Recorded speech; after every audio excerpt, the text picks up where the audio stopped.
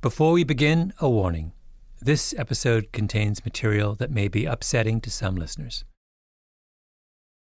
The facts of the case in State v. Johnson, as described by the alleged victim, are as follows. She was 32 years old. She was a nurse's aide at Talmadge Memorial Hospital. She says she left work alone on the evening of January 26th at 11 p.m. While she was getting in her car, the accused, Nathaniel Johnson, seized her and threatened to kill her if she did not get into his car. She got away, screamed for help. He caught her. She told him to take her money and leave her alone, but he replied, "I don't want money. I want you." The victim's description of what happened that night is very graphic. It goes on for several pages. I'm giving you an abridged version, but it's still very disturbing, so please keep that in mind. As you'll see, understanding exactly what the defendant was accused of in this instance is crucial.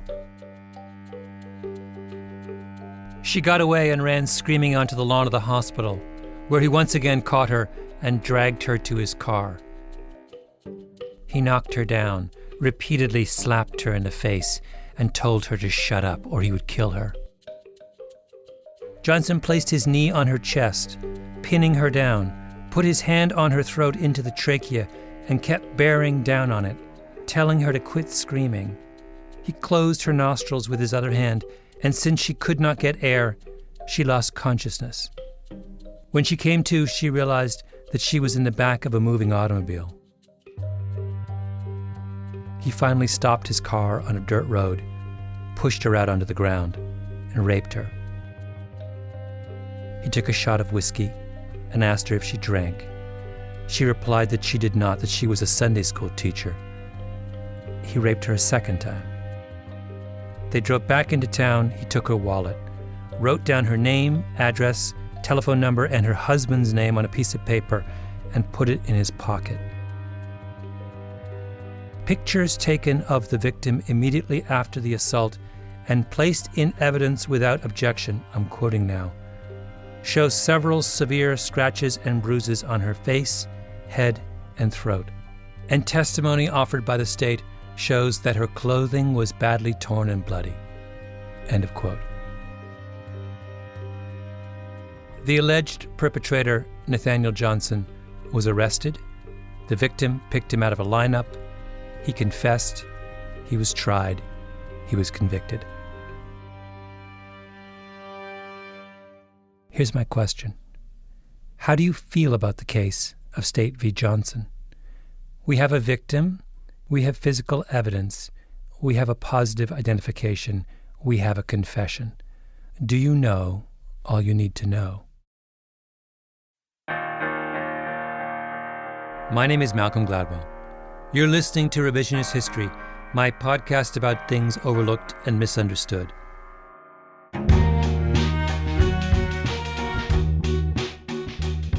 In the course of this season, I have been preoccupied with the subject of power, the particular power of friendship, the way shifts in power change the way we remember the past. And with this episode and the next one, I want to return to that subject one more time and focus on our reluctance to acknowledge the role of power, the way we pretend that we can make sense of the world without first clarifying who has the power and who does not.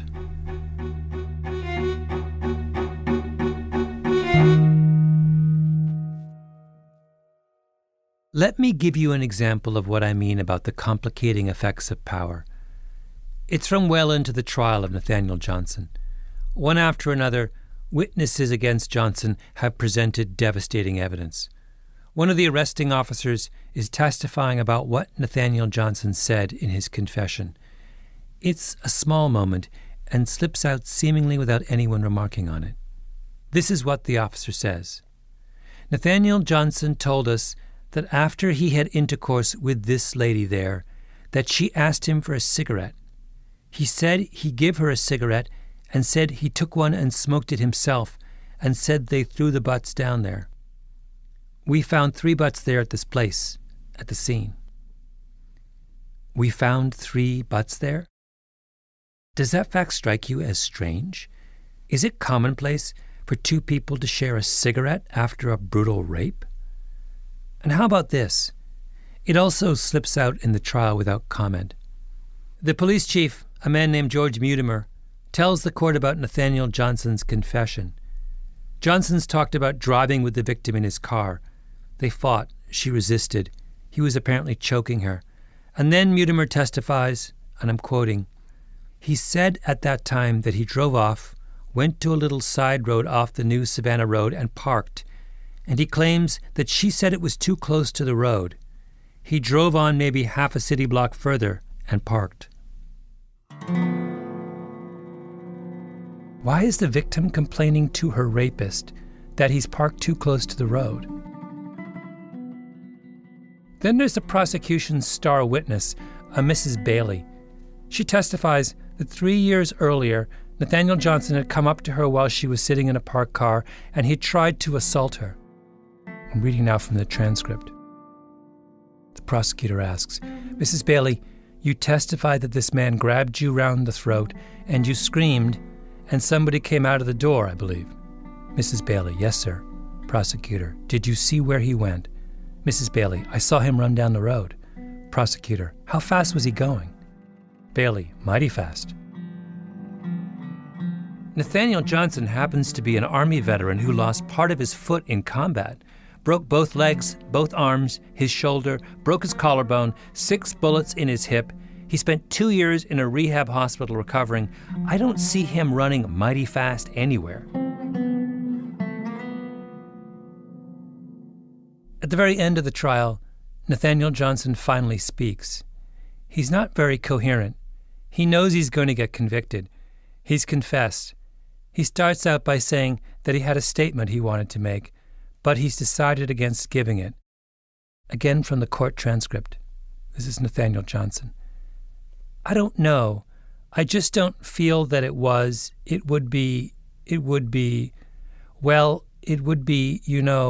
for me to say it, but to tell the truth about it, well," makes you wonder. Trial is over. He's already confessed. Why is he hemming and hawing? He goes on, "I am here to say today that I am not guilty of rape. I won't give this statement which would run the facts down on what really happened and everything, to keep from bringing a disturbment in a century of colored and white at this time. I don't want to be responsible for it."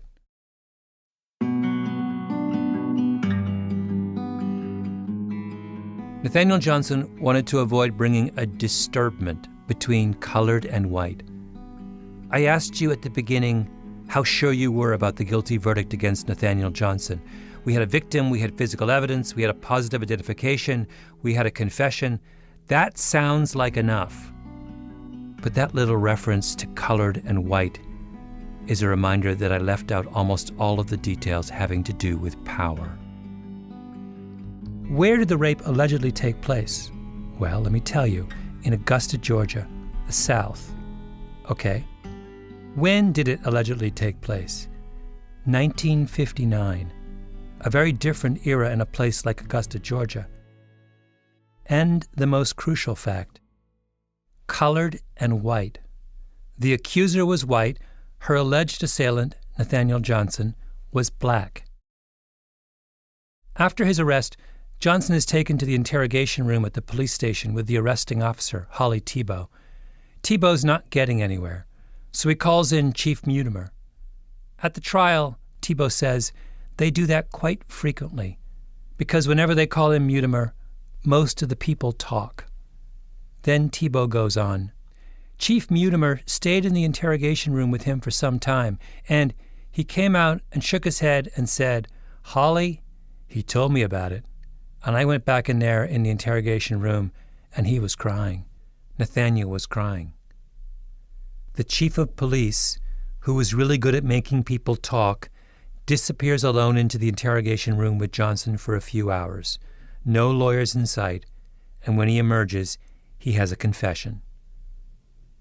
Let me read to you again from Nathaniel Johnson's closing statement.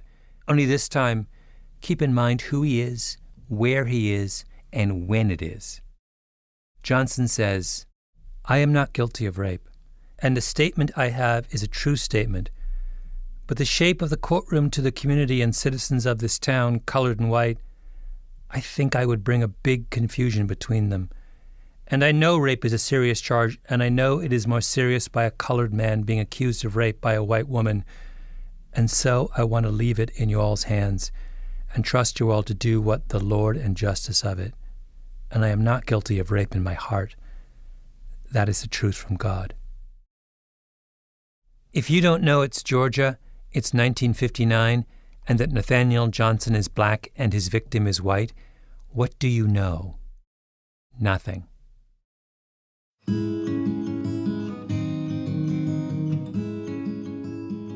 In Georgia, there is a lineage of civil rights lawyers, a tradition. It begins with a man named A.T. Walden, born in 1885 to two former slaves in Fort Valley, Georgia.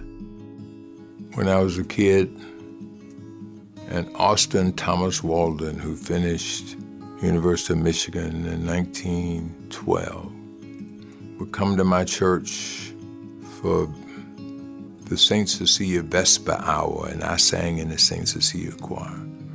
And I would hear him speak about segregation, and he would say, "I'll be glad when you're dead, you rascal, you." So I grew up wanting to be a lawyer like Austin T. Walden. Vernon Jordan, one of the legends of the civil rights movement. He's had an extraordinary career. He ran the Urban League for years. He was a close confidant of President Clinton, a deal maker on Wall Street.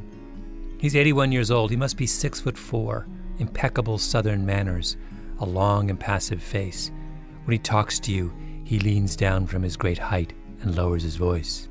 So in 1965, as a very young lawyer, I was asked to give the Emancipation Proclamation Day speech. I went to see Jordan in his office in Rockefeller Center. I wore a suit. I was told I had to. Vernon likes people to dress properly. He began by describing his induction into the civil rights fraternity, the day the Georgia NAACP asked him to speak. Walden was on this pulpit with braces on his legs. He could hardly move. And when I finished, Walden struggled up to me and said, "You hit a home run, son, you hit a home run." That was the laying on of hands. That was the blessing. In the lineage of civil rights lawyers, A.T. Walden came first. Next in line was a man named Donald L. Hollowell, another legend. I will have much, much more to say about Hollowell in the next episode. Vernon Jordan was inspired by Walden, and straight out of law school, he went to work for Hollowell.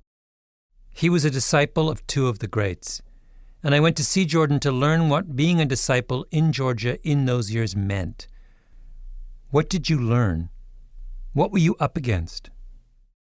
There were very few black lawyers in the South in those years. If you were black and in trouble, you rarely had one of your own to represent you.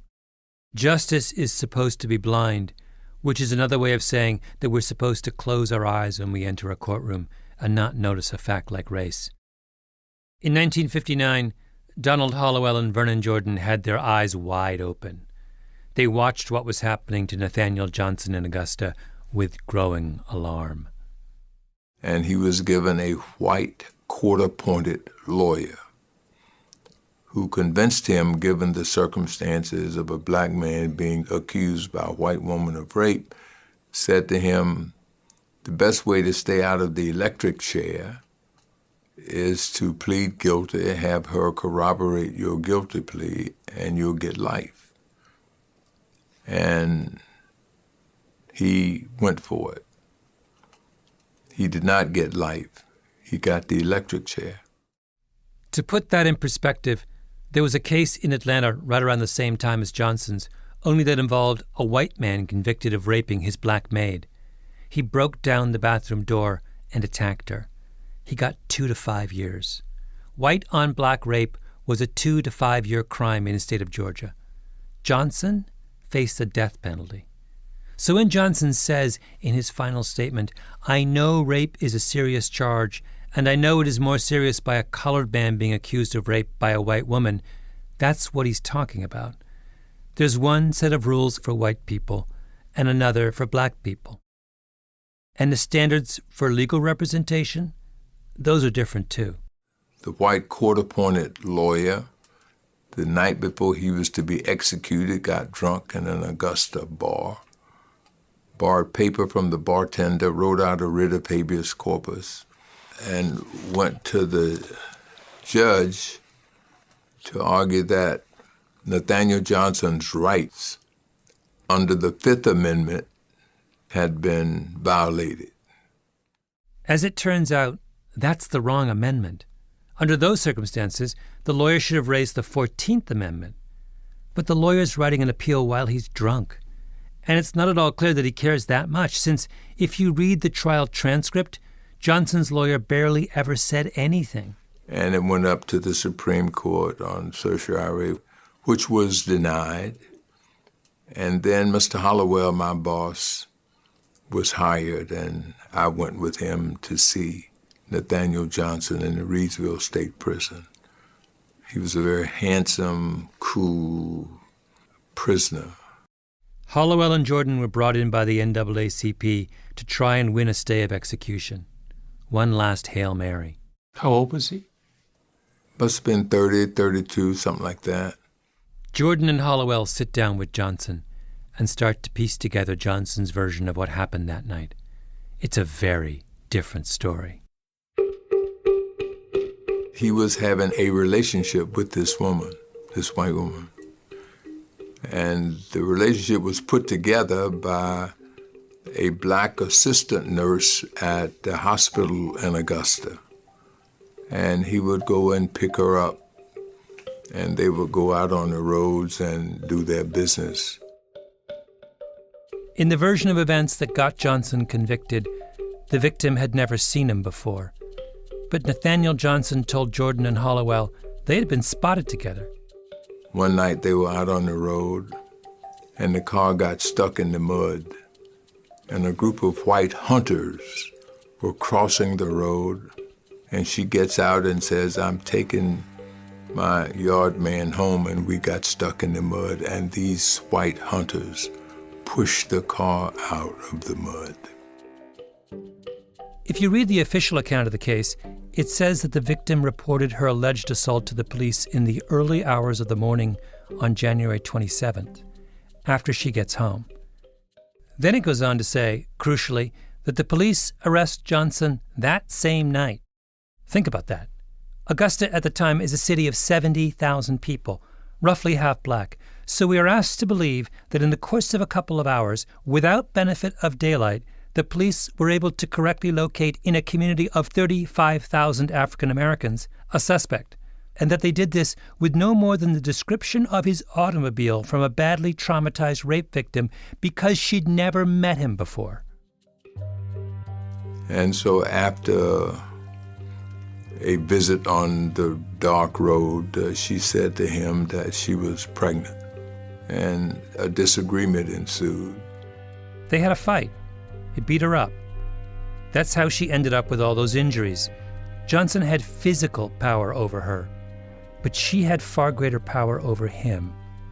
In that time and place, a white woman had the power of life and death over a black man. She went home and told her husband that she had been raped. And they went to Nathaniel Johnson's house in the middle of the night, illegal arrest, illegal search and seizure, illegal detention, all of that. When you saw him, did he think that he had a chance? He was just scared to death. He was just scared to death, and we were his only hope. We were his only hope. And so Hollowell and Jordan set out to save Nathaniel Johnson's life any way they can. Stay the execution, fight for a new trial. Jordan was fresh out of law school, full of righteous anger and idealism. And I remember going into his cell with him and Mr. Hollowell. And Hollowell said, "We're going to see the local judge here Then we will drive to Atlanta and we will go to see the Chief Justice of the Supreme Court, the Attorney General, the Governor, and the Board of Pardon and Parole. It was the beginning of the apprenticeship of Vernon Jordan. And that's when Mr. Hollowell put me on the case, and we went to Brunswick, Georgia,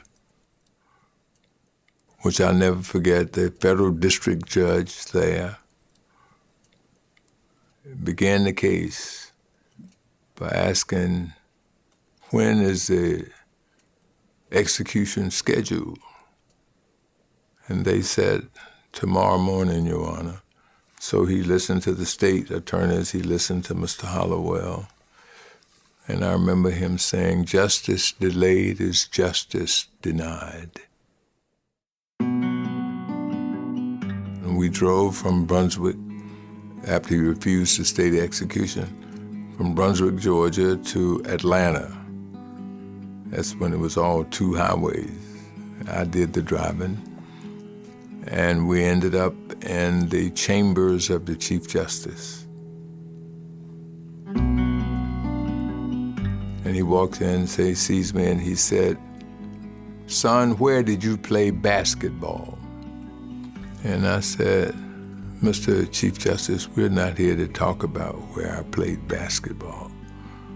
We're here about the life of Nathaniel Johnson. He said, that colored boy went out there on that road and raped that woman. I don't want to hear about that.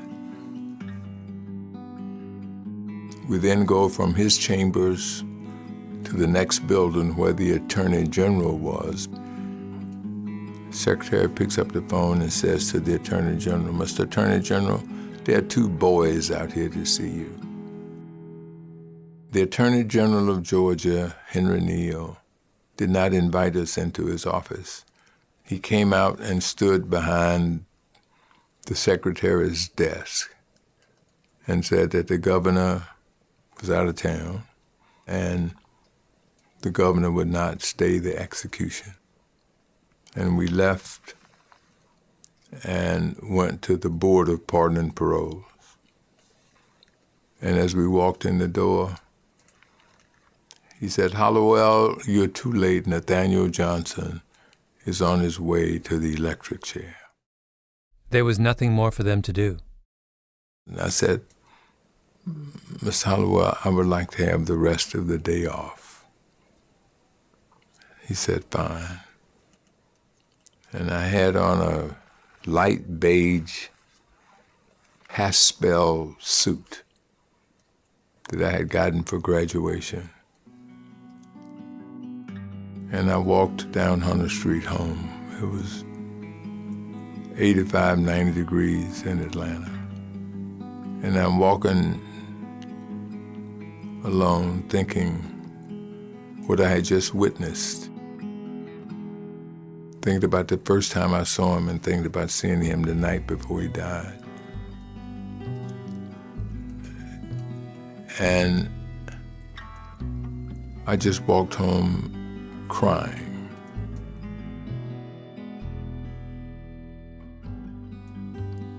It's the only time in my 81 years that I can remember losing total control and just urinated all over myself on my brand new beige suit. I remember that as vividly as I see you right now.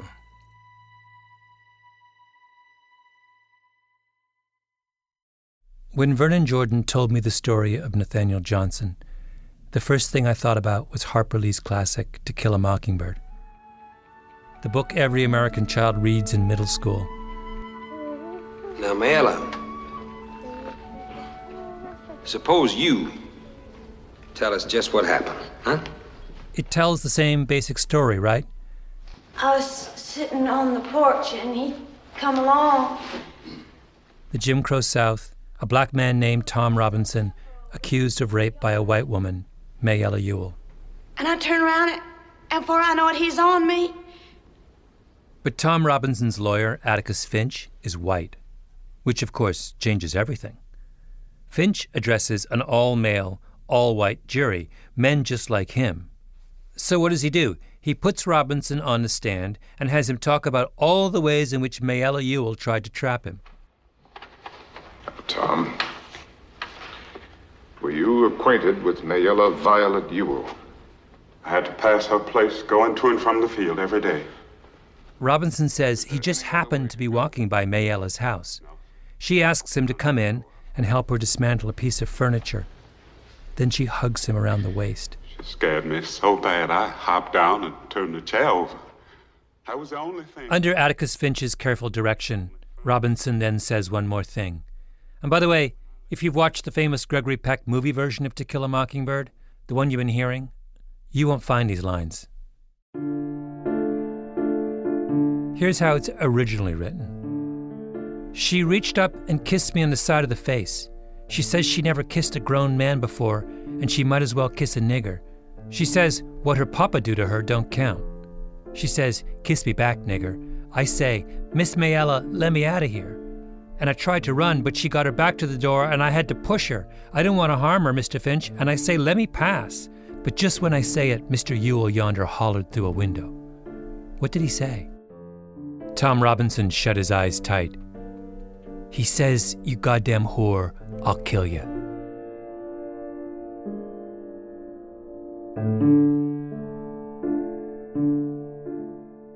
In his summation to the court, Atticus Finch says, she knew full well the enormity of her offense, but because her desires were stronger than the code she was breaking, she persisted in breaking it.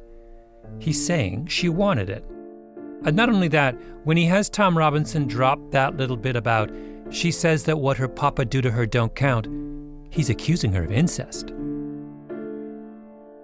Finch is offering his fellow white men on the jury a choice. He says, look, you can act as white people and enforce your power against black people, or you can act as men and enforce the power of your gender against women. Atticus Finch gets an awful lot of love, but when I read that book, all I could think was, he's just telling them, don't be racist, be sexist. That might be a good argument in the moment, but it's not especially noble.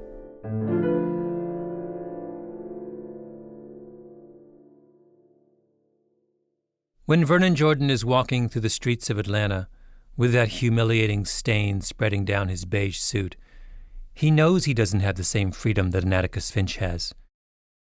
Finch is free to say whatever he wants to the jury. That's the privilege of his race and position. But Jordan is powerless. That's also why Nathaniel Johnson didn't even bother to defend himself in court. He said, I know the truth, but what's the point?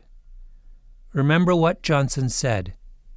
I would say that the reason I won't give this statement, which would run the facts down on what really happened and everything, to keep from bringing a disturbment in a century of colored and white at this time. I don't want to be responsible for it. When you went on those rounds, was no one interested in hearing the facts of the case? No. That includes the federal district judge. That includes a local judge in Reidsville, the Chief Justice, the Attorney General, and the Board of Pardon and Paroles. It was over. It was done. Do you think they honestly believed it was a case of rape? Or do you think that they... It didn't matter. It was a white woman and a black man doing something that was out of the question in the South.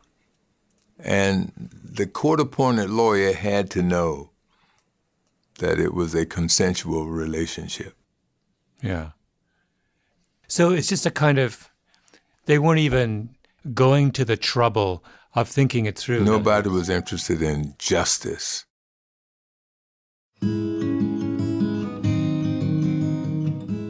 Everyone went on with their lives.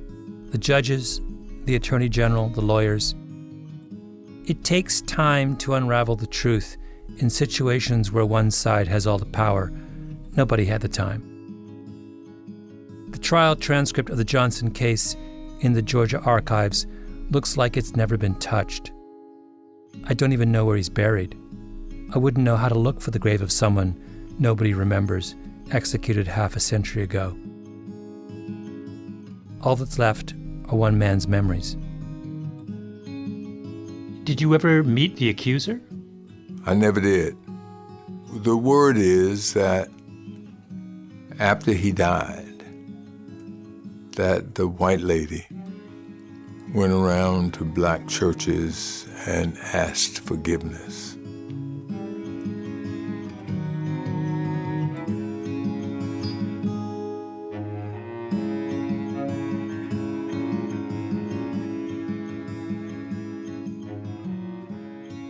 Revisionist History is produced by Mia Lobel and Jacob Smith with Camille Baptista, Stephanie Daniel, and Xiomara Martinez-White. Our editor is Julia Barton. Flawn Williams is our engineer.